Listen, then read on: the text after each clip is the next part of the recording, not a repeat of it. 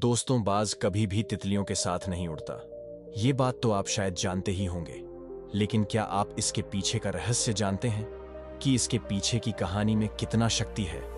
इस कहानी को जो भी व्यक्ति एक बार सुन लेता है, वह जीवन में कभी भी अपना समय बर्बाद नहीं करता और वह हमेशा कामयाबी के पीछे ही दौड़ता है। अगर आप सच में अपने जीवन में कामयाब होना चाहते हैं, तभी इस वीडियो को पूरा देखें, वरना आप इस वीडियो को यहीं छोड़कर जा सकते हैं, क्योंकि आधी अधूरी ज्ञान एक जहर के समान होती है। तो आपसे अनुरोध है कि इस कहानी को अधूरा न छोड़े, लास्ट तक जरूर सुने। दोस्तों, हम अपने जीवन में कामयाब तो होना चाहते हैं, लेकिन हम अपने ही आसपास के कुछ ऐसी चीजों में फंस जाते हैं जिसकी वजह से हम कभी भी कामयाब नहीं हो पाते, या फिर हम यह कह सकते हैं कि हमें यह कामयाब ही नहीं होने देते। लेकिन दोस्तों, अगर आप सच में कामयाब होना चाहते हैं, तो आप एक बात का हमेशा गांठ बांध लीजिए कि बाज कभी भी तितलियों के साथ नहीं उड़ता। दोस्तों, आपने एक वाक्य तो सुना ही होगा कि अगर बाज की तरह उड़ना है तो आपको तितलियों का साथ छोड़ना होगा। दोस्तों, इसके पीछे की कहानी बहुत ही रोमांचक है, जिसे सुनने के बाद आप कामयाबी की ओर आगे बढ़ सकते हैं। दोस्तों, यह कहानी है एक बाज और एक तितली की। एक घने जंगल में एक बहुत ही विशाल बाज रहता था। उसी जंगल में एक सबसे ऊंचा पेड़ भी था, जिस पेड़ में उसका एक बहुत बड़ा घोंसला था। उसी घोंसले में वह बाज रहा करता था। तभी कुछ दिन बाद उस घोंसले में बाज ने एक अंडा दिया, लेकिन अभी उस अंडे में से बच्चा नहीं आया था। अंडे में से बच्चा आने में अभी काफी समय था। इंतजार करते करते बाज को काफी समय बीत गया। तभी एक दिन अचानक मौसम के परिवर्तन से वहां एक बहुत बड़ा तूफान आ जाता है। उस तूफान से बचना काफी मुश्किल था। तूफान इतना ज्यादा था कि वह अपने सामने किसी भी चीज को उखाड़ कर फेंक दे। तूफान को देखकर बाज बहुत ही ज्यादा डर जाती है, क्योंकि उसे अपने अंडों के टूट जाने का डर होता है। वह अपने अंडों को तूफान में खोना नहीं चाहती थी। तूफान के बढ़ते हुए प्रभाव को देखकर बाज अपने घोंसले को अपने नुकीले पंजों से दबाकर कहीं दूर सुरक्षित स्थान पर ले जाने के लिए उड़ान भरती है। लेकिन कुछ दूर पहुंचने के बाद उसके पंजे से वह अंडा गिर जाता है और वह एक जंगल में खो जाता है। अंडा जंगल में खोने की वजह से बाज बहुत ही ज्यादा दुखी हो जाती है, क्योंकि वह अंडे को तूफान से बचाते हुए दूसरे सुरक्षित जगह पर ले जा रही थी, लेकिन वह रास्ते में ही खो जाती है। इसलिए बाज बहुत ही ज्यादा दुखी हो जाती है। अपने अंडे को ढूंढने के लिए बाज बहुत ही प्रयास करती है, लेकिन उसका अंडा कहीं भी नहीं मिलता। बाज को यह लगने लगता है कि अब उसका अंडा शायद कभी नहीं मिलेगा, क्योंकि आसमान की इतनी ऊंचाइयों से गिराने के बाद उसका अंडा पूरी तरह से खराब हो चुका होगा। वह पूरी तरह से टूटकर बिखर गया होगा। तभी बाज अपने आप को कोसते हुए उदास मन लेकर वहां से चली जाती है, लेकिन उसको यह खबर ही नहीं होता है कि उसका अंडा अभी भी सुरक्षित है, क्योंकि उसका अंडा जंगल के झाड़ियों में बहुत ही घने घास के बीच में गिरा था, जिससे कारण उसके अंडे को कुछ भी नहीं हुआ था। लेकिन उसको क्या पता था, उसका अंडा बहुत ही घने घास के बीच में छिपे होने से उसको दिखाई ही नहीं देता, जिसके कारण वह बाज वहां से वापस चली जाती है।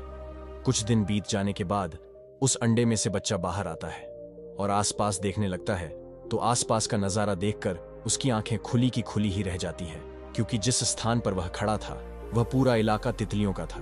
उसे चारों तरफ वहां तितलियां ही तितलियां दिखाई देती हैं। उसे कुछ भी समझ नहीं आता।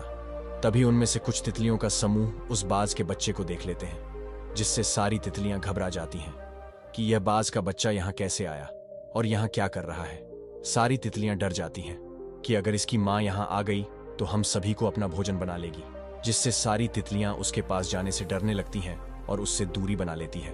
धीरे धीरे ऐसे ही कुछ दिन बीत जाता है, लेकिन उसकी माँ वहां उसके पास नहीं आती, जिससे सारी तितलियां समझ जाती हैं कि यह बच्चा अकेला है और यहाँ भटक गया है, जिससे सारी तितलियां उसके पास जाती हैं और उसे अपने साथ ही अपने ग्रुप में शामिल कर लेती हैं।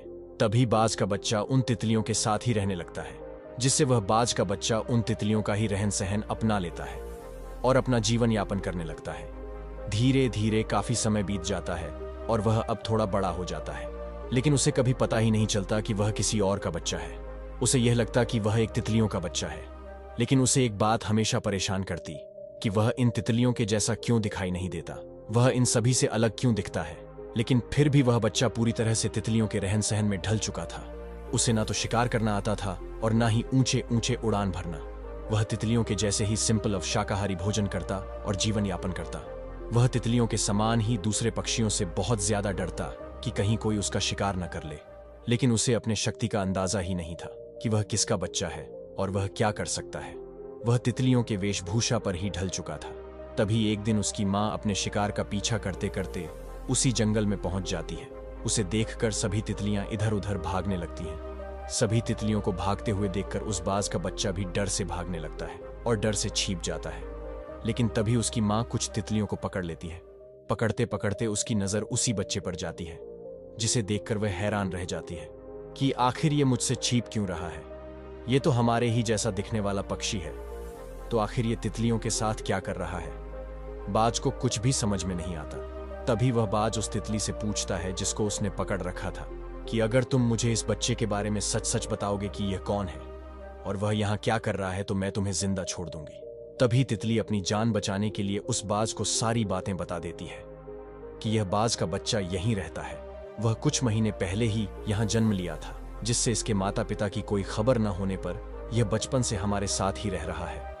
तभी उसकी माँ यह बात सुनकर हैरान रह जाती है, क्योंकि यही वह जगह थी जिसके आसपास उसका अंडा गिरा था। उसकी माँ समझ गई थी कि यह मेरा ही बच्चा है। तभी उसकी माँ तितली को बोलती है कि यह मेरा ही बच्चा है, जो कि बहुत पहले यहीं खो गया था।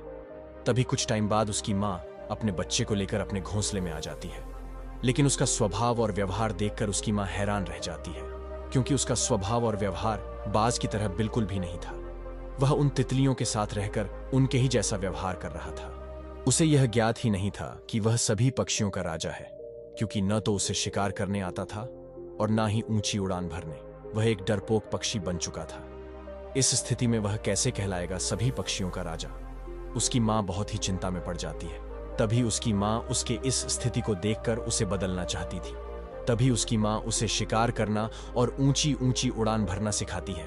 उसके माँ के द्वारा कुछ महीनों के ट्रेनिंग से वह पूरी तरह से शिकार करना और ऊंची ऊंची उड़ान भरना सीख जाता है, और वह अपनी माँ की तरह ही खतरनाक शिकारी पक्षी बन जाता है, जिससे वह अपनी माँ की तरह खुद ही बड़े से बड़े शिकार करने लग जाता है, क्योंकि उसके अंदर अब पहले से बहुत ही ज्यादा बदलाव आ चुका था।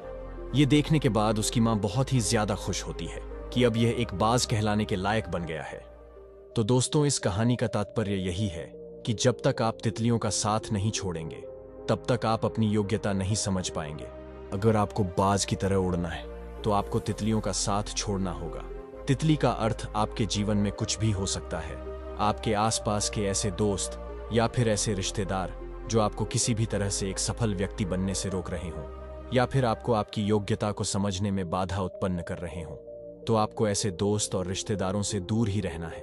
या फिर इसके अलावा आप अगर लड़का या लड़की के पीछे ज्यादा भागते हैं, तो फिर वह भी एक तितली के समान ही है, क्योंकि एक तितली कभी भी एक फूल में नहीं बैठती।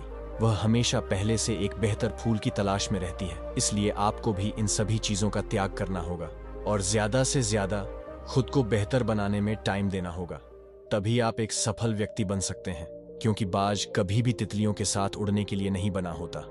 अगर आपको भी बाज की तरह उड़ना है, तो आपको तितलियों का साथ तो छोड़ना ही होगा।